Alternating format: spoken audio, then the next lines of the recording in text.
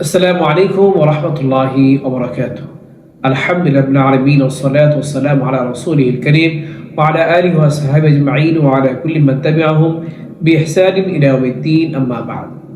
প্রিয় দর্শক শ্রোতাগণ, আপনারা যেখান থেকে আমাদের এই ইসলামিক অনুষ্ঠানটি উপভোগ করছেন সবাইকে এফকিউ চ্যানেল ও মার্কাজুল ফতোয়া সেন্টার জয়নগর আহমদপুর সাবা ঢাকার পক্ষ থেকে জানাচ্ছি অসংখ্য শুকরিয়া।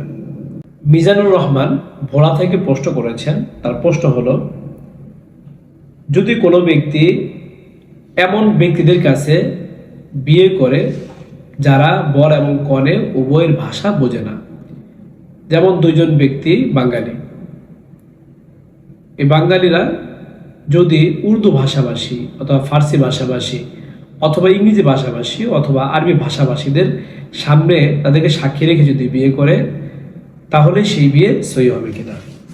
মিজান ভাইকে এই প্রশ্নই করার জন্য অসংখ্য ধন্যবাদ। তার প্রশ্ন উত্তর হলো, যদি বর এবং কনে এমন জায়গায় বিবাহ বন্ধনে আবদ্ধ হতে চায় যেখানে সাক্ষীগণ তাদের ভাষা বোঝে না, তাহলে এখানে তাদের বিয়ে সহি হওয়ার জন্য শর্ত হলো তারা এমন শব্দ ব্যবহার করবে অথবা অঙ্গভঙ্গিমা প্রকাশ করবে যার মাধ্যমে তারা বুঝতে পারে যে একজনের প্রস্তাব করেছেন, অপরজন কবুল করেছেন।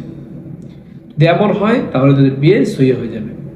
আর যদি এমন হয় যে তাদের ভাষা অথবা অঙ্গভঙ্গিমা কেউ বোঝে না, তাহলে এক্ষেত্রে ভিন্ন ভাষাভাষীদের সামনে তারা সাক্ষী থাকলেও তাদের সম্মুখে বিয়ে বসলে তাদের বিয়ে সহি হবে না।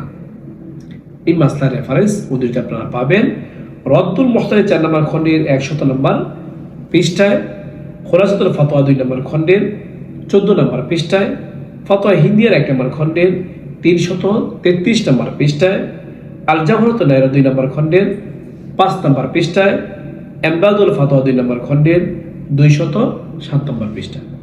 এই মাসলার বলা হলো, রব্বে কারীম আমাদের সবাইকে এই মাসলার আমল করার তৌফিক দান করুক। এরকম গুরুত্বপূর্ণ ইসলামিক প্রশ্ন উত্তর জানতে চাইলে অবশ্যই আমাদের ইউটিউব চ্যানেলটি এখন যারা সাবস্ক্রাইব করেনি সাবস্ক্রাইব করে নেবেন। আমাদের ভিডিওটি ভালো লাগলে দ্বীনি খাতিরে লাইক ও শেয়ার করবেন। তাছাড়া আপনাদের কোনো প্রশ্ন থাকলে ইউটিউব কমেন্ট বক্সে আপনারা প্রশ্ন করতে পারেন। এর পাশাপাশি আমাদের একটি এফকিউ নামে ফেসবুক পেজ রয়েছে, সেখানে গিয়ে ফলো রাখতে আমাদের পাশে রাখতে পারেন। চাইলে ফেসবুক পেজের কমেন্টে আপনারা প্রশ্ন করতে পারেন, আপনাদের প্রশ্ন উত্তর যথাযথ সময় দেওয়ার চেষ্টা করব। ওমা তাওফীকি ইল্লা বিল্লাহ।